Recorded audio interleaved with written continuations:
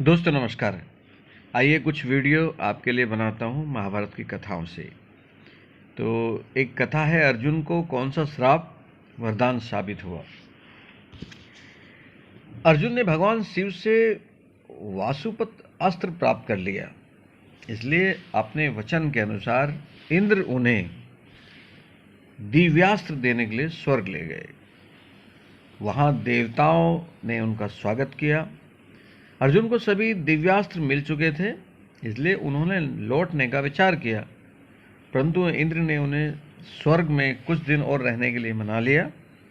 तत्पश्चात उन्होंने इन चित्रसेन नामक गंधर्व राज को अर्जुन ने नृत्य और संगीत सिखाने के लिए नियुक्त कर लिया।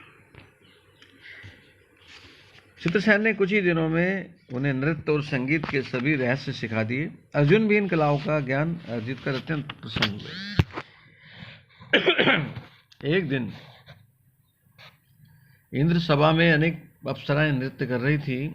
इंद्र एक एक कर उनका परिचय देते और अर्जुन सिर झुकाकर उन्हें प्रणाम करते।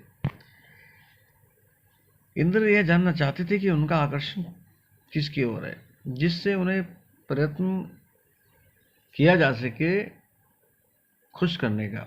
जो भी अप्सरा उनको अच्छी लगेगी उस अप्सरा को जानना चाहते थे, किंतु अर्जुन अपने परिजन के ध्यान में, अपने परिवार के ध्यान में मग्न थे। वे बहुत दिनों से उनसे, अपने परिवार से मिले नहीं थे। उन्हें उनकी याद सता रही थी। तभी उर्वशी ने दरबार में प्रवेश किया। अचानक अर्जुन ने उसकी ओर देखा। अर्जुन को उर्वशी की ओर निहारते हुए देख इंद्र ने सोचा शायद उनकी रुचि उर्वशी में है। अतः सभा समाप्ति के बाद उन्होंने गंधर्वराज चित्रसेन को आदेश दिया कि आज की रात उर्वशी अर्जुन की सेवा करे। उर्वशी को जब यह आदेश मिला तो वह प्रसन्नता से फूली नहीं समाई। तब वह स्वयं भी अर्जुन पर मोहित हो गई थी। रात में श्रृंगार कर वह अर्जुन के कक्ष में पहुंची। उस समय अर्जुन विश्राम कर रहे थे। आहट सुनकर वे शैया से उठ गए और उर्वशी को देखकर बोले, माते, इतनी रात्रि आप यहाँ? मुझे बुला लिया होता अपने कक्ष में। माता शब्द सुनकर उर्वशी आश्चर्यचकित रह गई। उसे अपने कानों पर विश्वास नहीं हो पा रहा था। वह बोली, वीरवर, देवराज इंद्र ने मुझे आपकी सेवा में उपस्थित होने का आदेश दिया है। मैं स्वयं भी आप पर मोहित हूं, इसलिए यहाँ आई हूं। कृपया मुझे सेवा का अवसर प्रदान करें। अर्जुन ने गंभीरता से उसकी बात सुनी और बोले,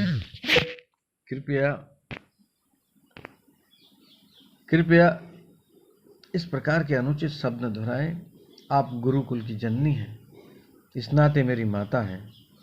दरबार में मैंने इसी भाव से आपको देखा था और माता के रूप में ही आपके दर्शन किए थे।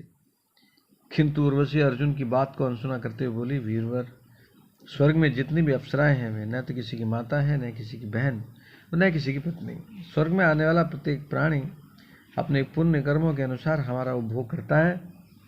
यहाँ का यही नियम है, इसलिए आप मुझे देवेंद्र की आज्ञा का पालन करने दें। अर्जुन बोले, जिस प्रकार कुंती, इंद्राणी, माद्री आदि मेरी माताएं हैं, उसी प्रकार आप भी हैं, इसलिए मुझे अपना पुत्र समझकर उसी प्रकार अनुसरण करें।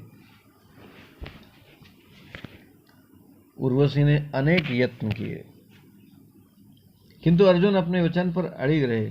इस अपमान से वे बहुत क्रोधित हो उठी और शाप देते हुए बोली, अर्जुन, तुमने एक नपुंसक की भांति मेरा अपमान किया है। जाओ, मैं शाप देती हूं कि 1 वर्ष तक तुम किन्नर की भांति नृत्य गान करते हुए गुजारोगे। यह सुनकर क्रोधित उर्वशी वहां से चली गई।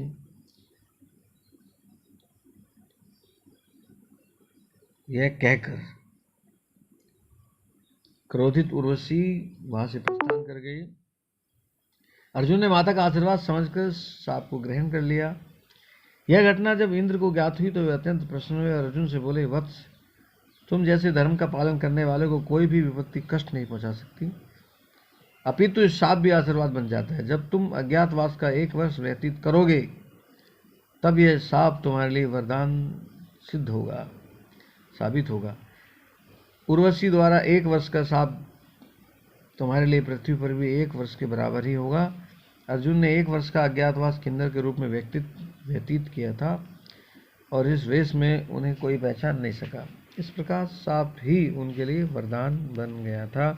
कैसी लगी दोस्तों मेरे द्वारा बताई गई ये कथा? जानते सभी होंगे, कमेंट करके बताइएगा क्या मैं और कथाएं आपको सुनाऊं।